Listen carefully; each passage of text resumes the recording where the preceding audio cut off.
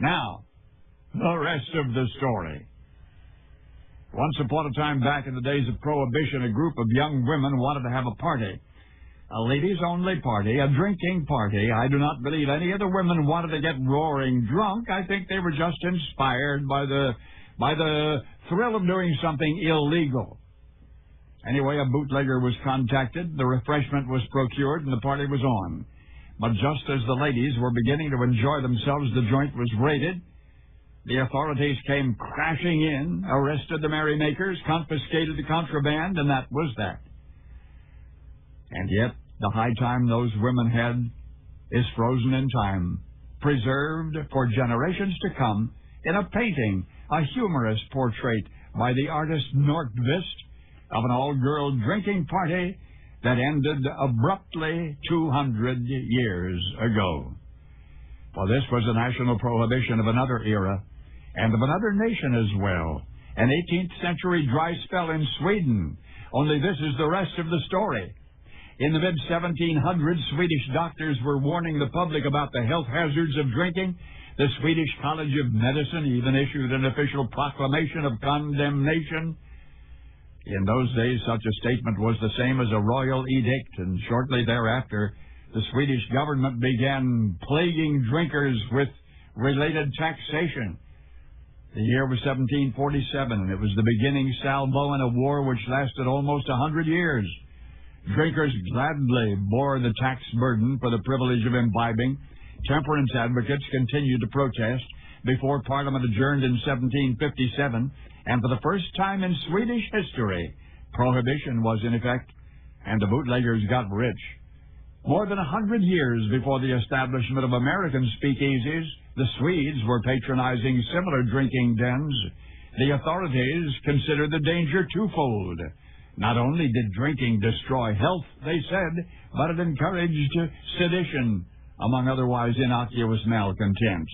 And therefore the Crown sanctioned raids on any suspect location. One such surprise visit was immortalized in that painting by Nordqvist, a semi-comical depiction of dubious naughtiness in which one young lady attempts to avoid her shame by drinking the evidence. In the long run, prohibition was no more viable in Sweden than it was to be in the United States. It just took the Swedes longer to find out. Off again, on again, despite the righteous indignation of kings and commoners regarding the dread of drink. Prohibition in Sweden became a memory permanently in September 5, 1822, for it was then that authorities acquiesced to the inevitable, and the long dry spell was over. So today we have only that oil painting and a few mournful prohibition ballads to remind us of the era during which the guardians of public health and morality actually believed that they could prevent their fellow Swedes from drinking coffee. Coffee! And now you know the rest of the story. And now, the rest of the story.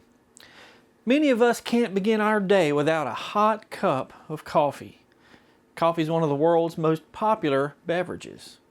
The word coffee has its own history, which I'll explain as briefly as I can. It began being called kahwa in medieval Arabia, which translates to dark, the color of the drink. The word kahwa derived from the word kahaya, which meant to have no appetite or to reduce appetite. Coffee is known to suppress appetite, but only temporarily. When the drink began to spread because of trade routes, the Ottomans called it kave. The Dutch translated the word kave into coffee. Then in 1582, English traders anglicized the term into the spelling that we use today, C-O-F-F-E-E. The spread of coffee by the Ottomans also influenced what other countries now call it, including café in Italy and café in French. The three terms used by the English, Italians, and French emerged, well, at about the same time. Now, I mentioned the role the trade routes had in the spread of coffee. Some of the earliest known references to what we now know as coffee showed that the Dutch, English, Turkish, and French traded goods for coffee at a trading post in Yemen called Mocha. Now, we now use that term mocha to refer to a coffee-based drink that includes espresso, chocolate, and steamed milk. I like mocha. The prohibition or ban of coffee that Mr. Harvey told us about was just one of many bans on coffee. Beginning in the early 1400s, Sufis in Yemen used coffee as part of a spiritual concentration, some call it intoxication, as they chanted the name of God. Now, a Sufi is a follower of a mystical form of Islam called Sufism, which is focused on an inner spiritual search for God. They also used coffee, as many of us do these days, to stay awake. Just as today with Starbucks, Seven Brews, PJ's Coffee, and a host of others springing up all over the place, coffee houses sprung up all over that region. In 1511, it was banned in Mecca because of its stimulating effect. But that ban was overturned in 1524, just 13 years later. In 1532, coffee was banned in Cairo, Egypt. By the 1700s, coffee was banned by the Ethiopian Orthodox Church, not because of its stimulating effect, but because it was considered a Muslim drink. Rather than banning it outright, some Islamic leaders imposed high taxes on coffee to prevent people from drinking it. Although coffee was certainly controversial, it continued to spread around the world, and people's critical views on coffee eventually softened. The first coffee house in England opened in Oxford in 1650. Shortly thereafter, the first coffee house in London opened in St. Michael's Alley in Cornhill, London. Pascal Rosé, the proprietor of the London Coffee House, claimed that his was the first publicly made and sold coffee in England.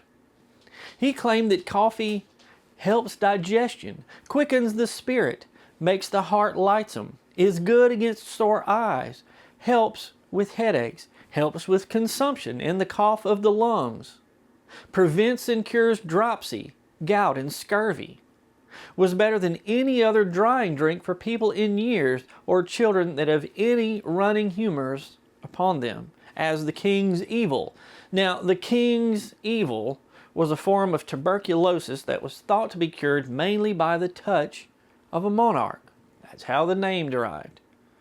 Coffee, according to him, helped prevent miscarriages in childbearing women, was a most excellent remedy against the spleen, hypochondriac winds, or the like, will prevent drowsiness and make one fit for business. It's like a cure-all. Rosé warned not to drink it after supper unless you intend to be watchful, for it will hinder sleep for 3 or 4 hours. He also noted that it was not a laxative nor a restringent, something that constricts blood flow, contracts body tissues, and restricts secretion of fluids. In other words, it wouldn't make you go, but it wouldn't stop you from going. In 1654, the Queen's Lane Coffee House opened in Oxford. 1654. That's over 370 years ago, and it's still in existence today. They still serve coffee, unbroken, for over 370 years. Now, I've added that to my bucket list. In 1674, a group of women petitioned for the banning of coffee in coffee houses in England. Their petition stated, "The excessive use of that newfangled, abominable, heathenish liquor called coffee has eunuched our husbands and crippled our more kind gallants, that they are become as impotent as age." One possible reason for their disdain for coffee was that women were not allowed in coffee houses. By the following year, 1675, there were over 3,000 coffee houses in England. Coffee houses have always been meeting places, so many people began gathering to discuss everything, including politics, that King Charles II feared political dissent and planned to ban coffee altogether. Now, when the general public and members of Parliament heard the rumors about an upcoming coffee ban, they were furious. After just 11 days, King Charles II withdrew the proclamation. Coffee wasn't so controversial in some parts of the world. In Paris, drinking coffee became popular even with the ruling class and royal court as early as 1669. In Italy, coffee became the drink of intellectuals and lovers. Plates of chocolates and cups of coffee were romantic gifts. It became so popular in Germany that noted composer Johann Sebastian Bach, then the choir master of the St. Thomas Church in Leipzig, conducted a musical ensemble at a local cafe. Here's some of the lyrics translated into English. Oh, how sweet coffee does taste, better than 1,000 kisses, milder than muscat wine. Coffee, coffee, I've got to have it. And if someone wants to perk me up, oh, just give me a cup of coffee.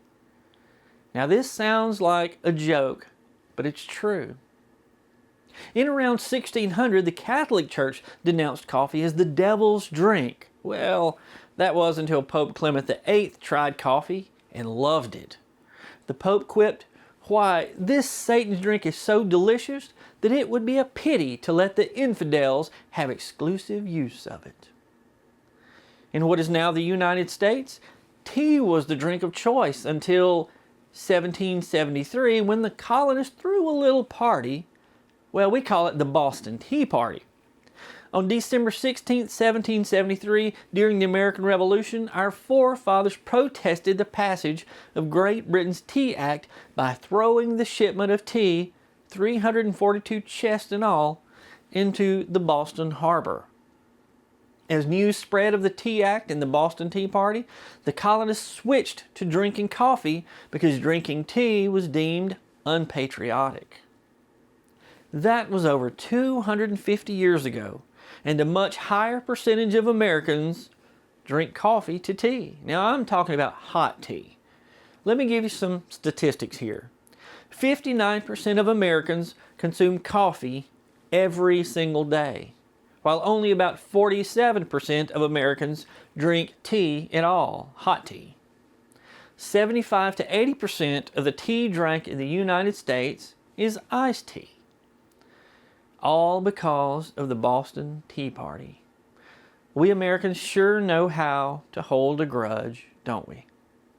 I'm Brad Dison. Thanks for watching. And now you know the rest of the story. I think it's time for a cup of coffee.